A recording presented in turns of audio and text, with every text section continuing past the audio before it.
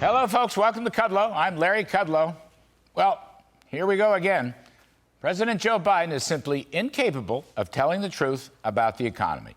In his last desperate days until the midterm elections, he continues with fraudulent statements that are not even remotely tied to the facts. Here's one. Please watch it and weep. It's mega, MAGA trickle down.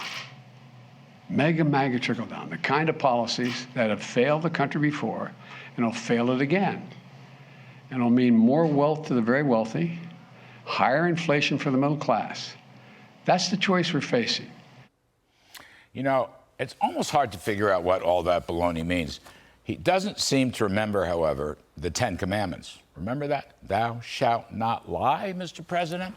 So let's have a look at the factual facts from the Trump tax cuts that he is attacking. First, after reducing personal and business taxes in 2017, in the next 2 years, before the pandemic set in, it was the blue-collar, middle-class, and lower-middle-income workers who received, by far, the greatest benefits from the tax cuts. Median household income rose by $6,500. In 1 year alone, 2019, typical family income gained over $4,000, which was a bigger after-tax pay raise than the prior two administrations combined. 6.6 million Americans were lifted out of poverty. Household wealth for the bottom 20% of income earners increased at a whopping 34%. For the middle incomes, 20%. For the entire bottom half of the population, net worth gained an astonishing 40%. These increases were substantially above gains from the top 1% of earners, who barely received any tax relief at all since their state and local deductions were capped, remember? That is why rich blue state Biden backers have been bleeding like sheep and goats ever since. Now, inequality declined dramatically. Minority unemployment, blacks, Hispanics, Asians, including women, all of them fell to record lows because of tax reform. Well over $1 trillion of multinational corporate money that was parked offshore came home for onshore reinvestment. And business headlines about offshore inversions ceased to exist. Growth-enhancing productivity surged, as did new investment in plant and equipment, more folks working at record higher wages, and reduced tax avoidance. Well, then tax revenues soared. Even today, corporate tax revenues are at record highs. Overall, federal tax revenues at 20% of GDP, a virtual record. These are facts. You can look it up.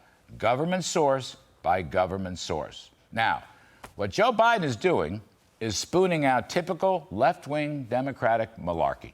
He is incapable of telling the truth. It is a character flaw, and Americans are seeing right through it, which is why they have completely lost confidence in him and his failed policies. Meanwhile, his radical progressive economics with inflationary spending, regulatory overkill, turning off the oil and gas spigots, rolling back the successful tax cuts, that's all taken an economy that was booming at a 6.5% growth rate when he was inaugurated to one that has been contracting just 12 to 18 months later. Not an easy thing to do.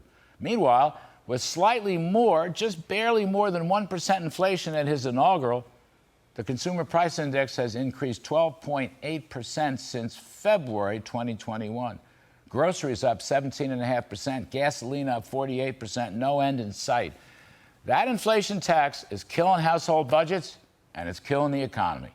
Mr. Biden may be telling folks the economy is, quote, strong as hell while licking his favorite ice cream cone. But real wages for working folks have fallen 18 straight months. Leading economic indicators index falling like a stone. Housing already in deep recession.